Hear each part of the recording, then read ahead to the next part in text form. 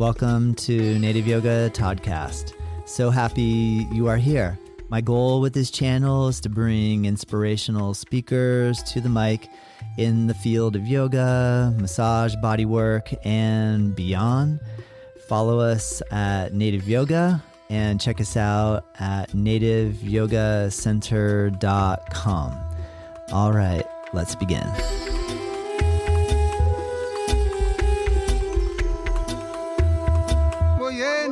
Hello and welcome to Native Yoga Toddcast. I'm so excited for you to get to meet Jeremy Engels. He has a Substack called Zen and the Art of Democracy. He's a PhD professor at Penn State. He focuses on philosophy and ethics, and he is the recent author. He's an author of the recent book, Living Namaste, A Practical Guide to Yoga, Mindfulness, and Building Community. He brings a lot of great points. He keeps it down to earth. He's got a lot of intellect, but at the same time, a lot of heart. I think you're going to really enjoy this conversation. Thank you so much for your support. If you can share it to your friends, we really appreciate it. Send Jeremy a message.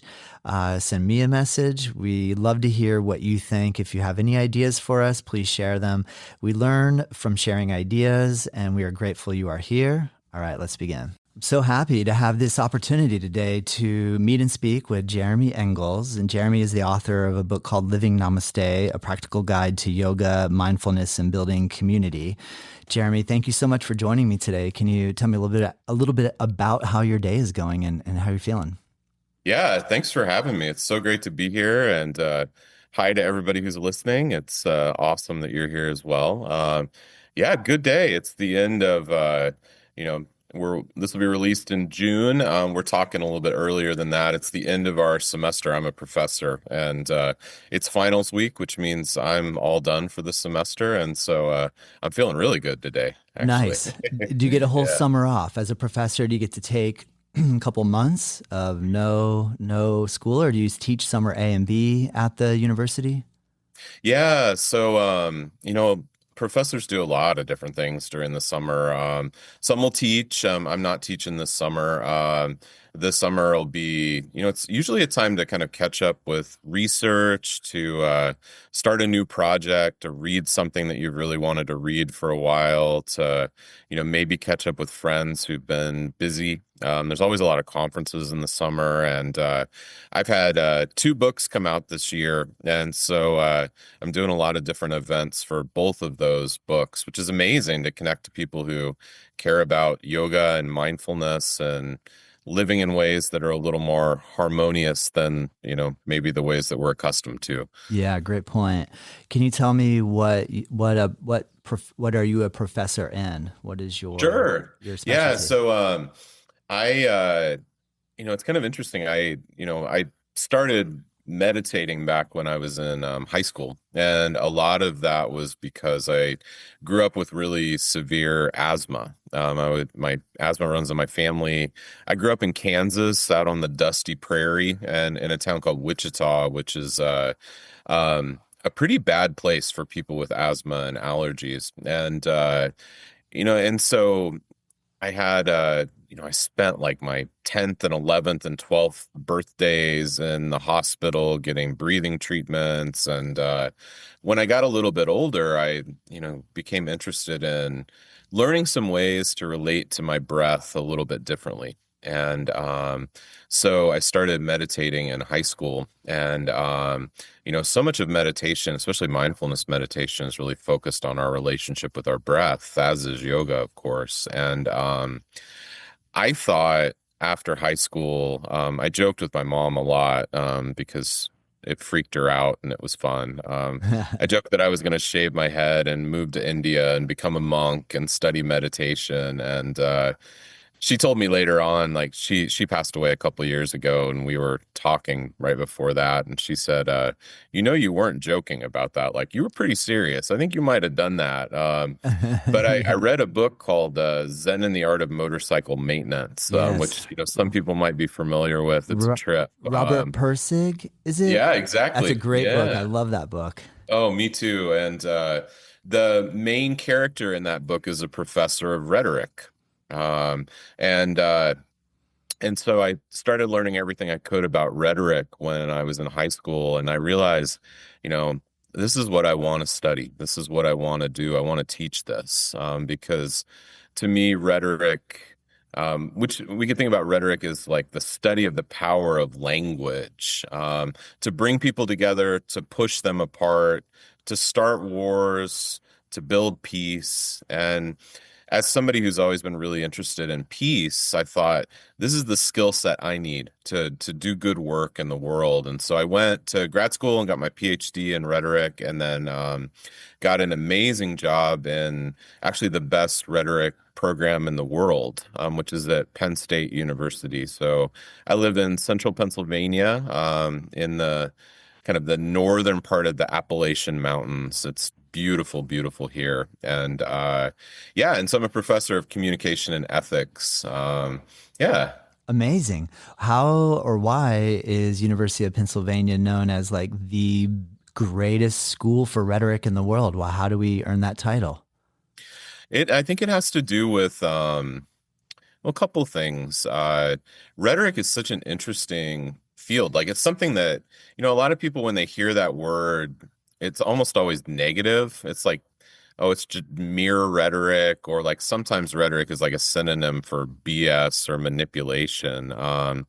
But rhetoric's always been really closely associated with democracy and citizenship, since ancient Greece. And about the time of the Civil War in the United States, a number of universities were founded, mostly in the Midwest, but also in places like Pennsylvania, called land grant universities. And the universities were set up to be places where people could be educated to be citizens and leaders and compassionate people. And those are the universities that typically have had strong rhetoric programs, because you can't really be, you know, a strong citizen and effective leader if you don't understand how to use and not be used by language. And for whatever reason, Penn State traditionally had hired really important and good faculty in that area. And by the time I got here, we had assembled just this amazing group of just brilliant, brilliant, brilliant teachers and scholars. And it's only gotten better since I've been here. Wow, very And cool. yeah, it's pretty amazing actually. I don't know. I can't imagine doing anything else other than being a professor. It's a really wonderful job. I love teaching, and I think maybe the only other thing I love as much as that is being a yoga teacher. So Amazing. So, and to what capacity do you teach yoga? Is that online in a studio? Is it an asana based practice? Is it breathing practice? What forte do you like to work with? yeah, so I like to joke that my wife was my first yoga teacher. She wasn't actually, but when we were in Yeah. graduate school, she started taking some yoga classes, just as a way of managing stress. And that's, I think, what brings a lot of people to yoga actually is, life is stressful and it's anxious. And so she would take a class, and then she'd come home and show me a few things. And then once she got her PhD in clinical psychology, and we moved to Penn State, and we both started jobs here, and we started going to a yoga studio here in town, and really, really enjoyed it for a while. We trained to be teachers. We got our 200 hour and our 500 hour. Both of those training programs involve going to India and studying at the Krishnamacharya Yoga Institute in Chennai. So I spent several months in India studying yoga as well. And but about it was about 13 years ago or so.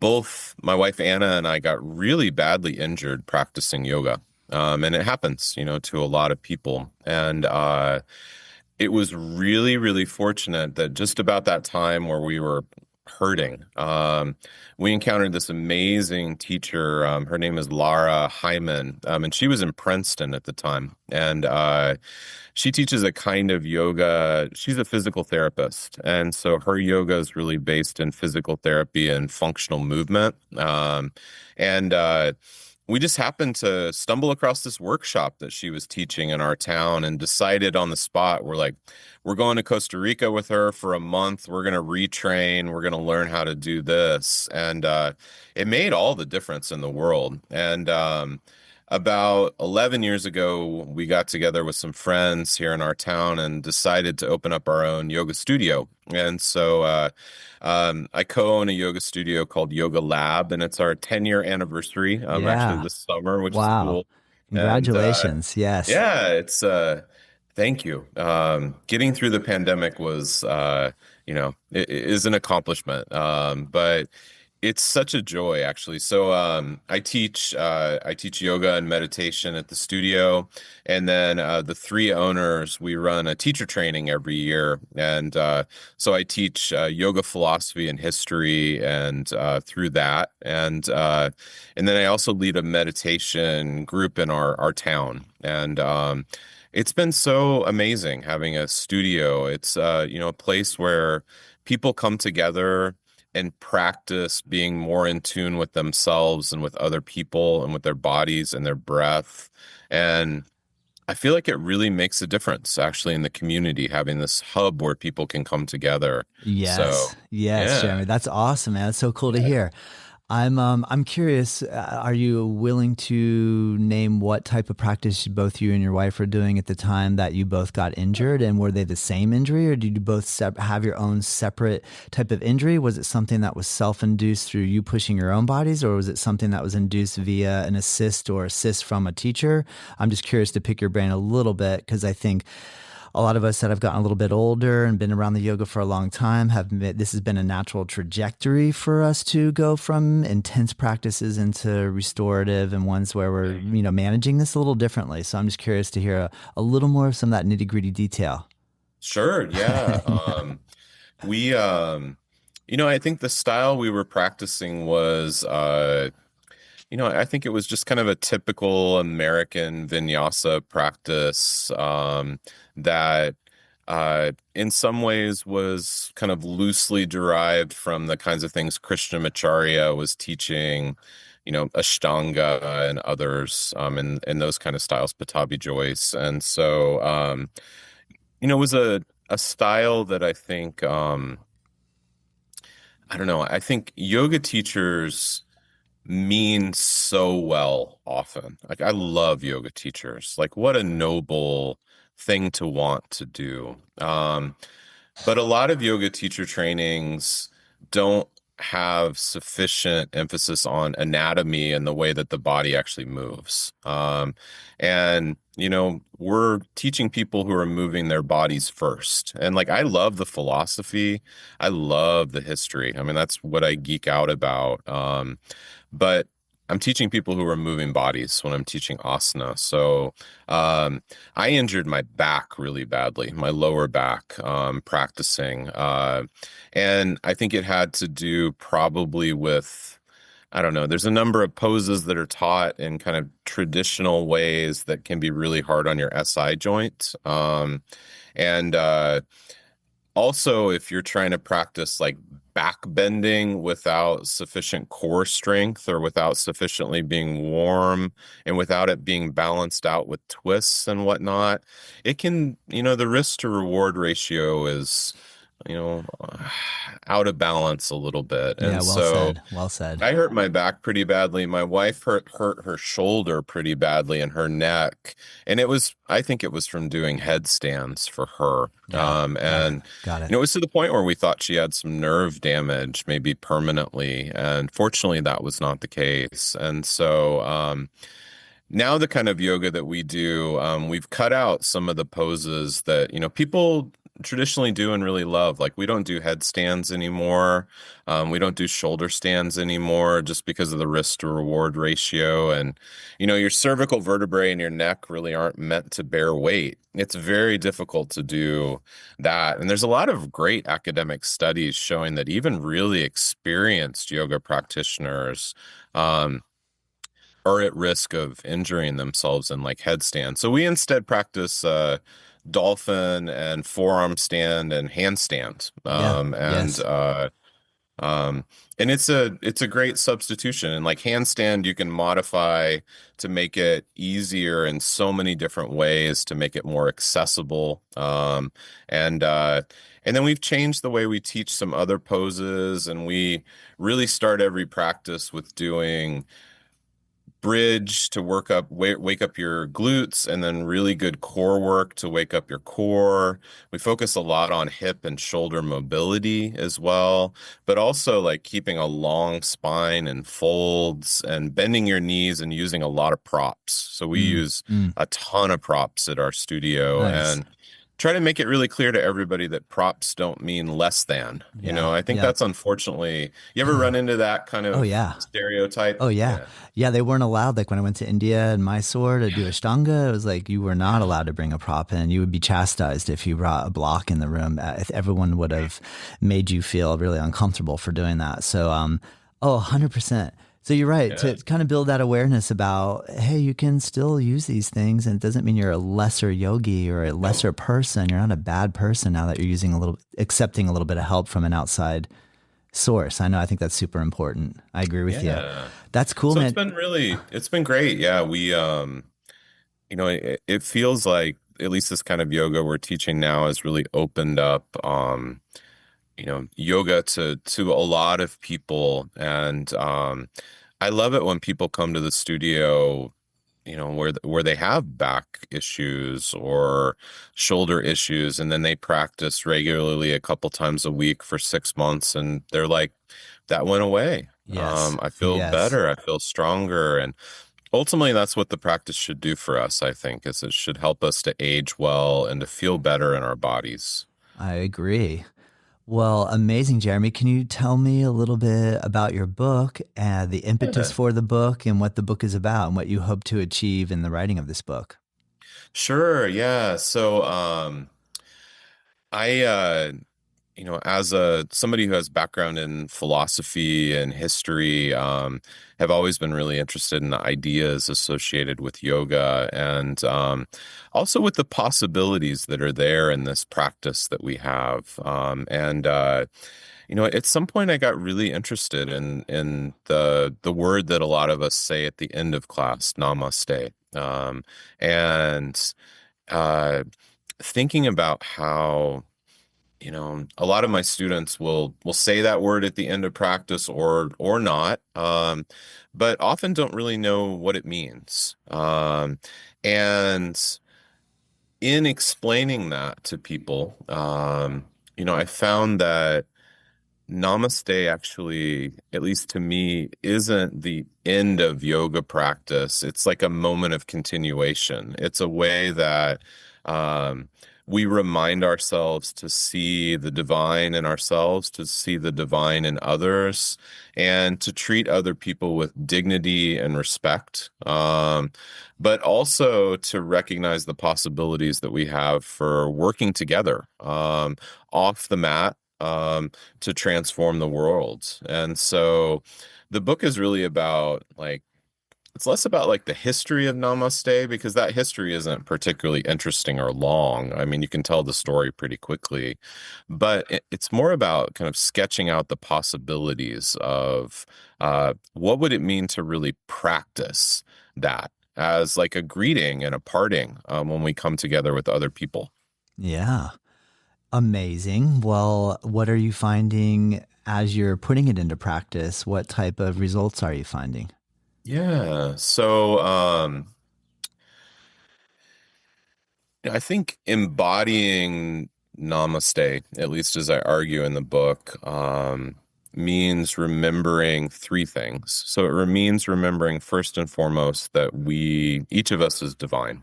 Um, and then remembering that other people are divine.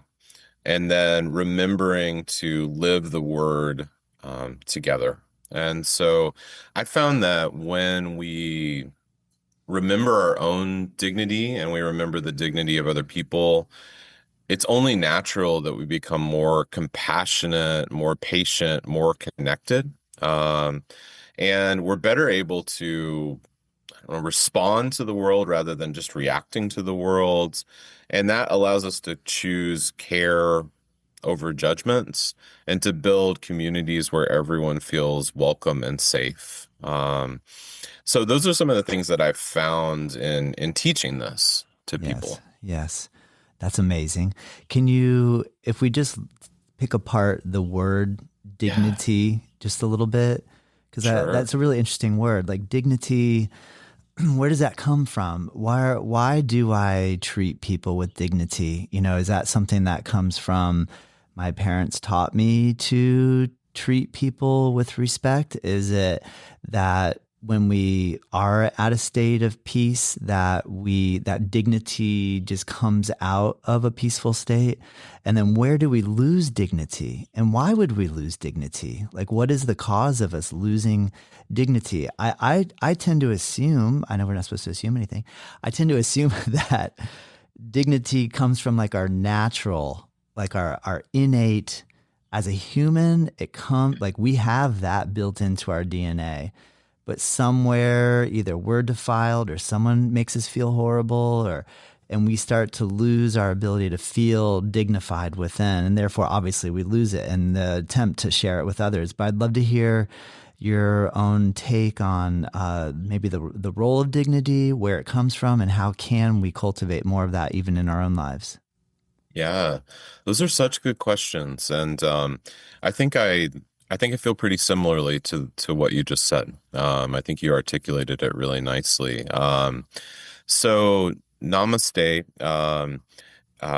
is a very typical greeting and also parting in India and Southeast Asia that's become global. And it means literally, I mean, namas means I bow or I bend, and te means to you. So I bow to you, I bend to you, I acknowledge you. And that greeting, that hello, when it was brought back to the United States, to Canada, to North America, to Europe, by students who went to India and Southeast Asia to study yoga with masters in the 1960s and 70s, the meaning of the word shifted a little bit. And that happens with words all the time. Linguists talk about loan words. So, like words that we borrow from other languages, and English borrows so many words from other languages. We borrowed a lot of words from that are derived from Sanskrit and come from Hindi. So, borrowing words is totally natural. The fact that we would borrow a word and its meaning would shift a little bit is also really natural. And so, I think it has to do with Ram Dass, the great, spiritual teacher of the 70s, 60s and 70s and 80s. He often talked about namaste as being not just I bow to you, but the divine in me bows to the divine in you, or something like that. And I think that's become the um, definition that's most often cited in some form by people practicing yoga. The divine in me acknowledges the divine in you. So what does it mean to be divine? What is this divinity? Here it's difficult to talk about because I think we're talking about something that's beyond language.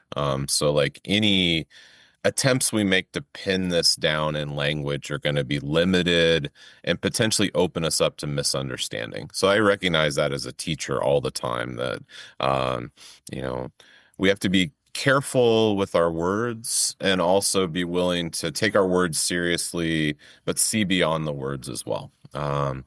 And so the divine in me, I think one way to think about this is the capacity that every person has, and I genuinely believe that every person has this capacity to step back from a situation, to step back from something that is happening, to pause, to slow down, to settle, to look clearly, and then to choose how to respond to that situation from that place of peace.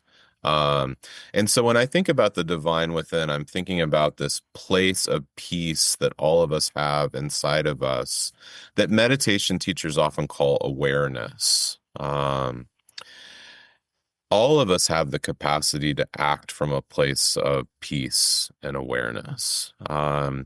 One of the practices that helps us to really touch that place of peace and awareness that we have inside ourselves is, mindfulness meditation. And for me, the worlds of yoga and mindfulness are not very separate at all. I think of yoga as a practice of mindfulness. It's like mindfulness in motion, a lot of times. And so I'm always thinking about, when I teach asana or practice asana, how can I cultivate mindful awareness? How can I settle? How can I tap into this place of peace inside of me? Another thing that we recognize when we practice mindfulness, I think when we practice yoga, is that the world is constantly changing. Like, everything is changing, all the time. I thought when I first started meditating that to be a good meditator, and like, what's a good meditator, right? I mean, like, that's a whole other conversation. But I thought I had to be able to like sit in perfect stillness, not moving a muscle, not thinking any thoughts. But I know now that that's impossible. Like, our minds are made to think. They're constantly doing this. They're constantly darting off. But I can relate to my thoughts in a different way than I'm taught to. I also can't sit in perfect stillness because I'm always breathing and my heart is always beating. So there's always motion, right? There's always movement. Yes.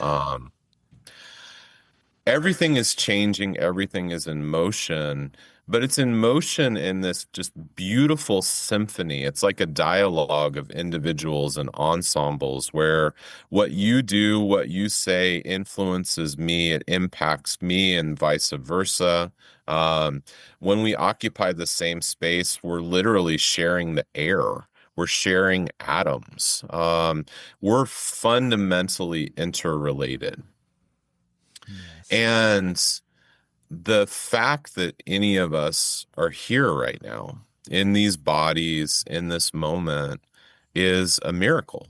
Like, if you think of how many things had to go right over the course of 6 billion years of a universe, or over the course of the last, 10 generations of any of our families with our ancestors.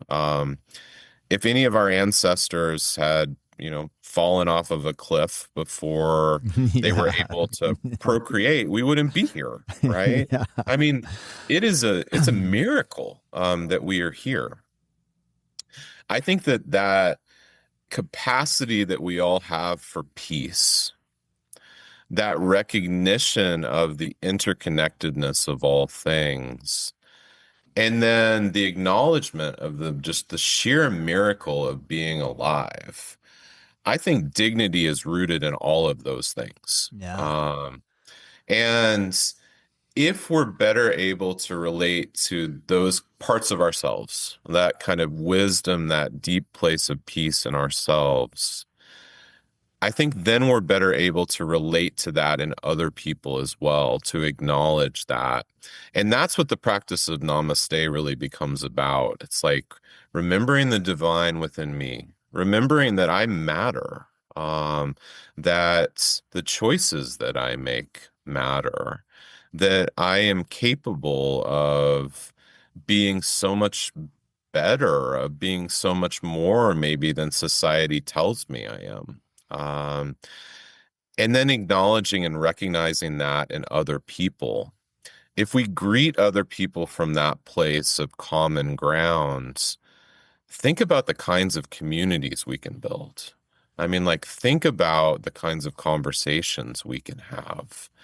I think that infinite possibilities open up the moment we're able to meet other people in that space of Namaste. Stay with us. We'll be right back. I really hope that you're enjoying this episode, and I just wanted to take a moment to announce a course that I'm really excited to release. It's a free course, and it's called 8 in 8, Learn 8 Limb Yoga in 8 Days. My goal is to help coach you along in the Ashtanga yoga practice in a way where we take just the sun salutations, the fundamental asanas, and the final breathing poses, break it down with some philosophy videos as well, explaining the 8 limbs of Ashtanga yoga in a very easy to use, friendly course that is totally free.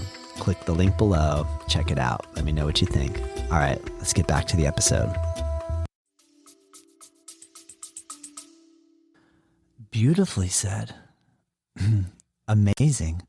I'm so grateful to have this chance to speak with someone, speak with you, who you've been spending so much time studying philosophy, teaching, also bringing the yoga part in. So not just sitting at a desk and reading books, but also getting onto a mat and having physical experience or experiential wisdom to blend into it. And well said, Jeremy. That was beautiful. So you feel like each time we either say the word or we hear the word, we could even pause a little bit to really take in what we're actually saying and what that actually means. And then that could potentially create a different field of awareness that if we start and stop in that place, and I like the fact that you used it as it's almost like a connector piece in between this moment and that moment, or like, maybe we all had to take the time to drive into the class and we all landed at the same place and we get involved in this group experiment or experience or both together. And then at the end, I say namaste and you say namaste. And then you go off into your world and I go off over into this side of the world. But in that recognition, and instead of just saying it in passing, like, hey, namaste, I don't even know what I'm saying. I don't even know what this word means, but everybody's saying it. It must be cool. So I should say it too. But to actually say like, no, what we're acknowledging here is that the work we just did together and the work we're about to do, either together or apart, could extend to the next person we meet. So I guess then if I then go to the grocery store and I don't know if that person practices yoga or not, I don't have to say namaste and have them then explain to them what the meaning is, but I could still live in the namaste, so to speak. Like I can treat them in the namaste way. And in a way, they would learn namaste through my actions. And in a lot of ways, like I agree with you 100%, when we start going down the word train, like we might lose it, right? We can't pin it down. You can't pin consciousness down. It's almost like Yeah. So that is really cool, Jeremy. I have so many questions for you. Yeah. I guess what you just said though was so beautiful. I mean, that like you summarized the book so perfectly. I mean, I think well, thank it's I was really interested to learn. I'm not very good at Sanskrit or Pali, but I've studied them a little bit. I wish that I had some teachers who are closer that I could really dig in or to have time. But the words in the ancient Indian languages for mindfulness, in Sanskrit, the word is smriti, and in Pali, the word is sati. And both of those words are translated as mindfulness, but they also mean to remember.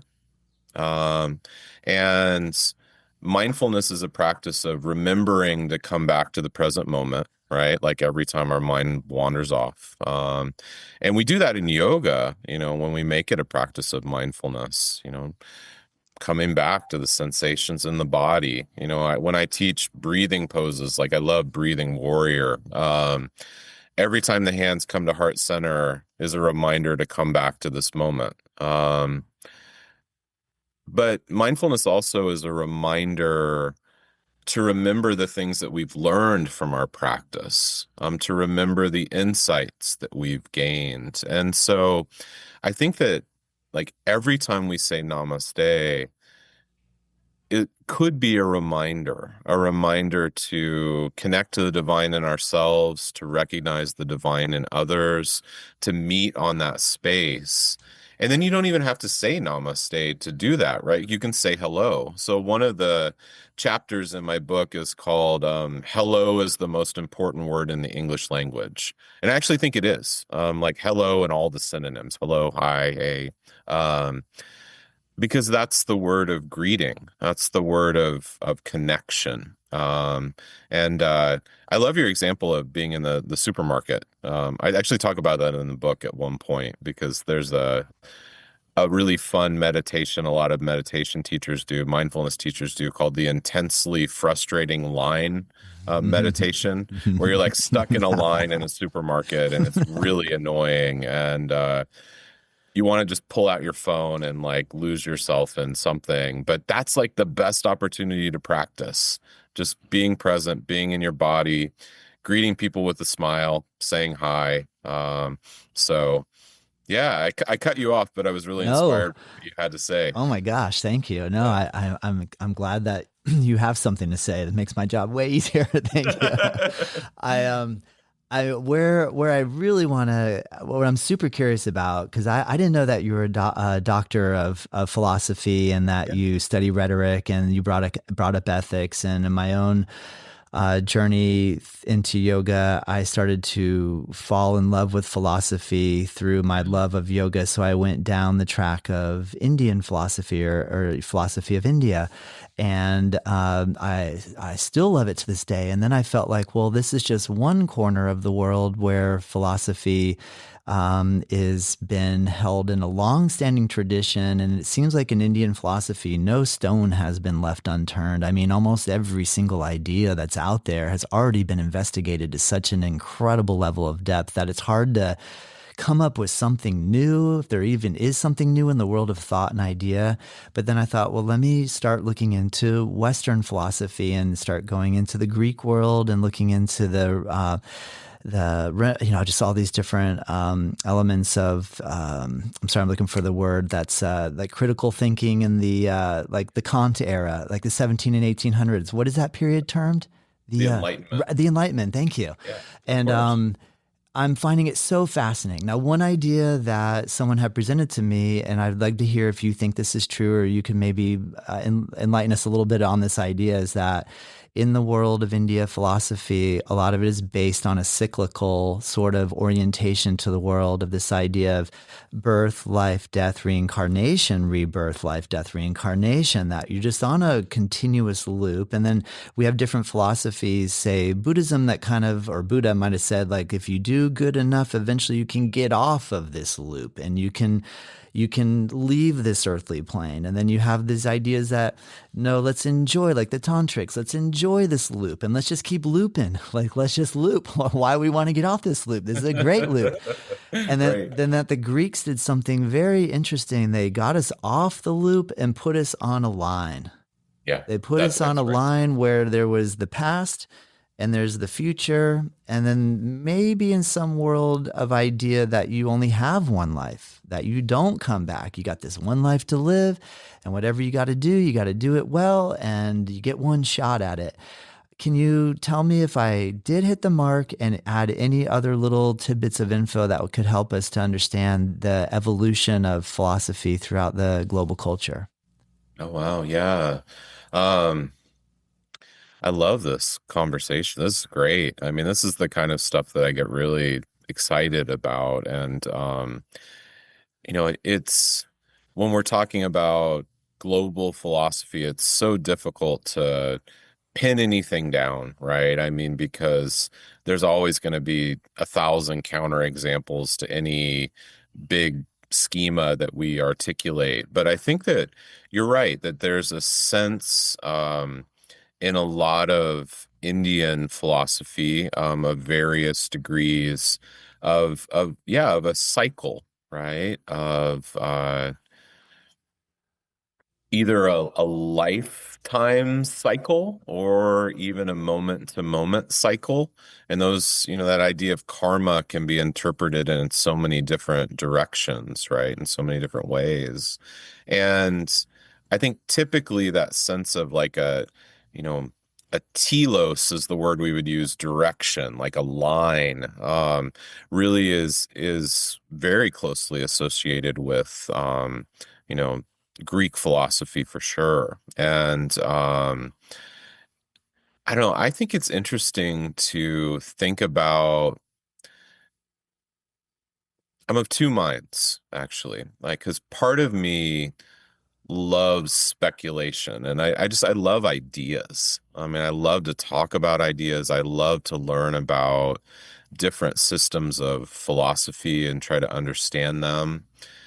The other part of me is very much a Zen Buddhist in the sense of, well, does this really make a difference to how I'm going to live my everyday life, whether like this is true or this is true? And the Buddha had this great parable I like a lot where he talks about how, you know, there's a man, he's out walking in the forest, and he gets hit with an arrow. Boom, like arrow in the chest. Somebody else walks up to him, and the man who's hit by the arrow isn't probably going to wonder about like where did the arrow come from, or what is the metaphysics of motion that leads to arcs, and Yeah. was the arrow actually moving or not? There are thought experiments that suggest that kind of break our perception of whether an arrow moves or it doesn't. The guy who's hit with the arrow probably isn't thinking about what happened in a previous birth or maybe what's coming in the next birth. The guy who got hit by the arrow wants you to get the arrow out and wants it to be better. And so, like the Buddha said, we should live our lives like our heads are on fire. Because, we know we have this one life, right? We don't know what comes before. We don't know what comes next. We know we have this moment, this present moment. And so can we live in that space of the present moment to the fullest extent? Becomes, I think, a really important question, for us too. And so Yes. I try to keep those two perspectives in mind, because as somebody who's definitely prone to, you know, getting involved in a nice philosophical conversation every once in a while. So, Yeah. yeah. Great point. Well, that sounds like a great way to keep a balance with it all. Yeah. Another thought I had when you said that I work with a lot of other PhD level people that are all, I'll say, highly intelligent, or you guys are spending a lot of time mulling over lots of different thoughts, ideas, and sharing them. That would be fascinating. Do you find that it does get a little too heady sometimes, and that being the yoga guy as well is trying to pull people a little bit back down into like, pull the arrow out, you guys, just pull the arrow out. Like, just don't, Yeah. Absolutely. One of my really good friends who was an amazing biologist here at Penn State, and the best teacher I've ever known. He passed away a couple years ago. His name was Chris Uhl. But he said academics are like brains on a stick. He's like, we have these big brains, and then we forget that we have bodies. And that's not true of everyone, but it's true of a lot of academics I know. And I think the beautiful thing about being a yoga teacher is the blending of mind and body, and uh, remembering not just that we have bodies, but actually the state of our bodies will impact the state of our minds, right? A body in pain will probably be more likely to have a mind in pain. And I think a lot of times when it comes to addressing, suffering, which is something that we're all, concerned about.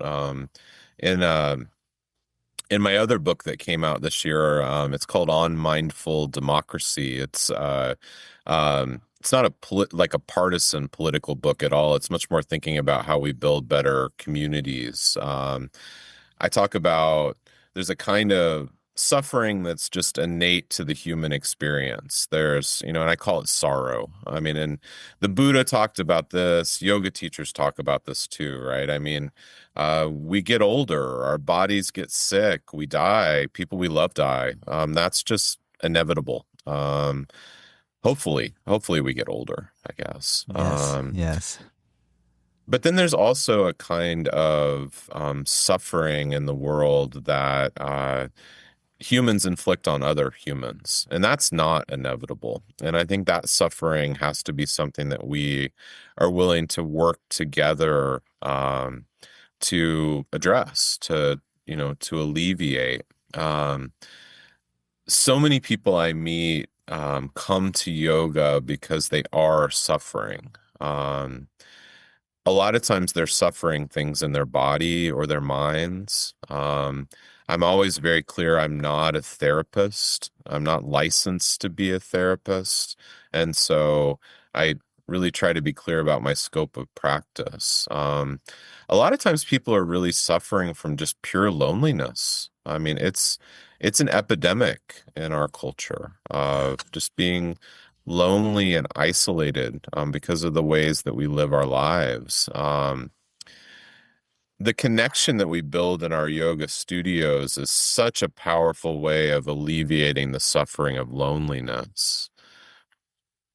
I think a lot of the forms of mental suffering that people come to yoga for, actually a really good way to begin to address that is by going through the body, um, by building strength and capacity in the body, um, by helping people to feel more at home in their bodies, to feel like their bodies aren't enemies, but instead are friends. I think a lot of yoga is like about befriending our bodies again. Um, and I think it's such a blessing to be able to teach an art, a practice, a set of skills that can help people to come back home to this body. I'm so glad you bring all that up because I've been noticing feeling in the air, if that's a good way to say it or a way to say it, here in our own studio of increased appreciation for all of the things that you mentioned, loneliness. So, like, we're able to dispel a little bit of loneliness by coming into a room and not having our phone with us. Like, that's Yeah. actually a pretty interesting thing. And I think you and we're probably maybe similar age where we remember not having Oh, yeah. something to distract us when we felt uncomfortable in the line. There was a way to just like kind of had to deal with it, like, whereas now you can, I guess another big question is, are we really escaping it by letting ourselves go into the phone? And it's a good question. It's distracting us from it, but we're still not feeling great. Like if we're uncomfortable in the line and we go, I'm going to just go look at my phone and let's pick out a couple news stories here while I'm standing here. Well, that's not going to make you feel great. Not right now. The amount of like the information on the phone, I'm starting to feel a little bit more like I'm trying to stay away from taking external information and that comes in from my phone because A, I don't know if it's real anymore. B, it's Sure. always slanted from somebody else's angle about what they want me to think and believe. And so I've been trying to kind of move away. As I'm moving away a little bit from that and more into just the interactivity of the people that I'm interfacing with here in the studio every day, I think we're all just feeling like so happy just that we have something that we enjoy doing and we can come together and do it for a little while. And I don't know if that's being amplified, more appreciation for it, if it's because I'm appreciating it more, that I'm thinking everybody else is appreciating it, if it's a collective appreciation all happening. But it personally, to me, everything you've said resonates a lot with me regarding the value of a community space for us to get together. Yeah, I think you're right. I mean, I think that we're oversaturated by the flood of content on our phones and our devices, and we might feel like that's a way of coping with the loneliness epidemic. But it's not, because we bring our loneliness with us. I mean, that's the thing that, you know, yoga teachers and meditation teachers have always said. You can run off to a cave, you can go to a beach. I mean, you can go on a retreat, and those are great things to do. I mean, to get away for a little while, but you always bring yourself with you. Um, and so you can't really run away from the things that cause you the most pain.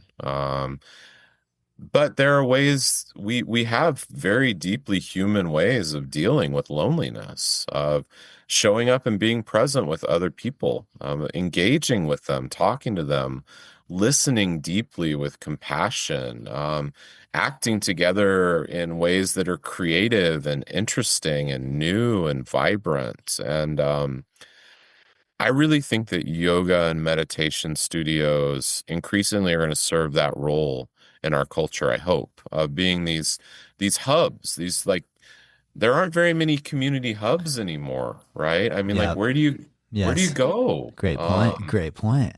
I, Um, I mean, we hear there's a little bit of a resurgence in the church yeah, gatherings because the disconnectivity is causing people to really yep, now kind of appreciate coming back into a space and having a ritual and just being, quiet and that type of thing. So we hear that. It seems like a stat that I keep hearing from folks.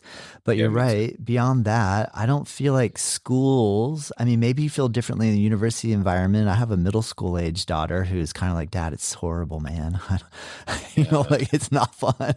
And it's I'm like, hard well, I right kind of now. remember it wasn't that fun either. And that was a Yeah, long time, like, I'm like, yeah, it's so hard to coach kids and be like, just go and do it. I had to do it too. Part of me is kind of like, should we even be? right, Yeah. right. But Yeah, I I think hear you. that. I hear you. I think it is playing a valuable role these days. And there's something really beautiful about coming together with people in a community where you're trying to tap into the better parts of yourself, like the more peaceful, compassionate, loving parts of yourself, which that's what we're doing when we practice yoga. That's what we're doing when we meditate. Like we're trying to tap into this great potential for love that all of us have, this great potential for peace. And I think that's probably why people might go back to places of worship as well, because there's also that potential in those places. I think it's why people are doing more communal walks in nature now and, bird watching together or whatnot. We need it. We have to adjust somehow to this mediated life that we live in. And so I think it's a place where us as yoga teachers have a lot to offer. Yes. Wow, Jeremy, I wish I had another hour, 2 hours, maybe 3 hours to keep chatting with you and get to know you. I really am enjoying your vibe and everything you've had to say, and the way that you're connecting to the practice and sharing it with your community is just, it sounds incredible.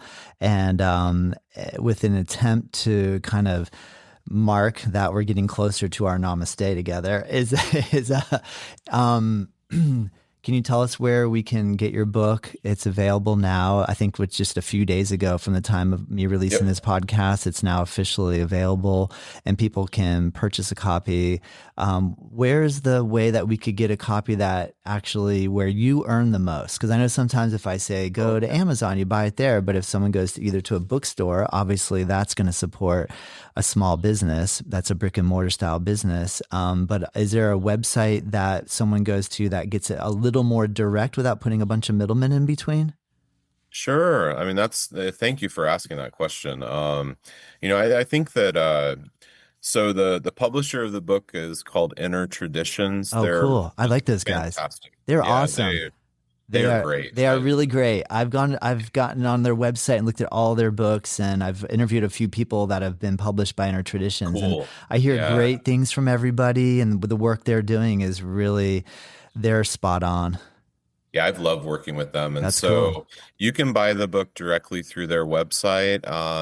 There's also like bookshop.org is a really wonderful website that um, aggregates lots of independent booksellers. And so it's a way of supporting independent booksellers buying online. And I think anything we can do to support our local bookstores, we should do because, again, they're so important to the community fabric. And if you'd like to stay connected, I've got a Substack that's Mm. called Zen and the Art of Democracy. And I've also got a website. It's my full name, jeremydavidingles.com. And I've got an email list on there. And there's lots of events coming up. I'm going to be in Boulder doing a book signing in July. And there's going to be a retreat at Kripalu next year in 2027. Amazing. And Amazing, but I'll Jeremy. keep you That's posted cool. for sure. That's Yeah, awesome, man. You're getting out on the road a little bit with it. That's so cool.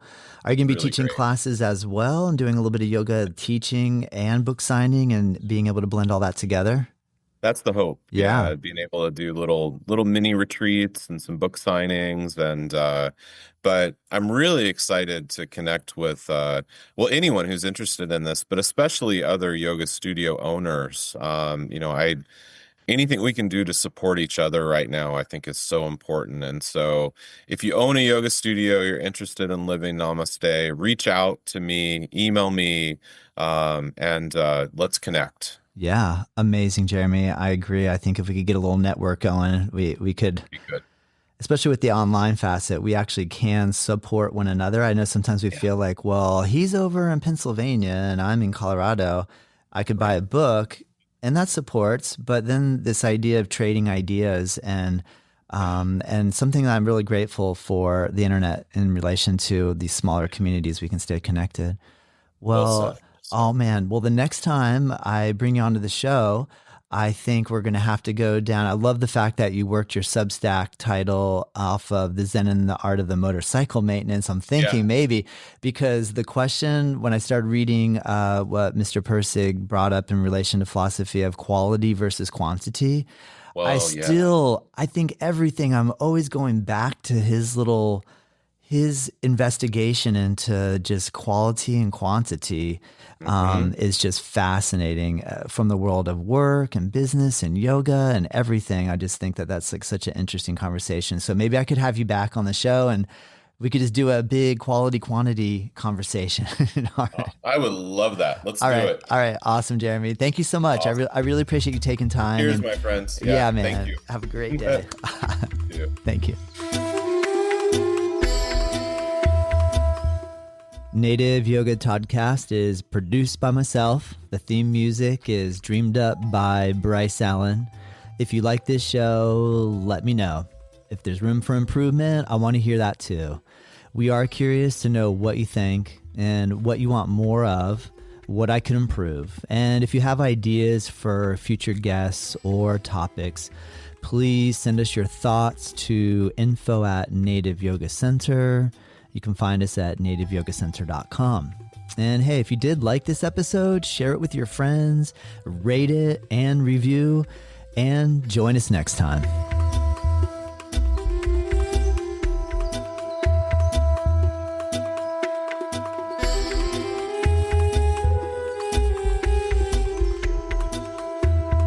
Well, yeah, nah.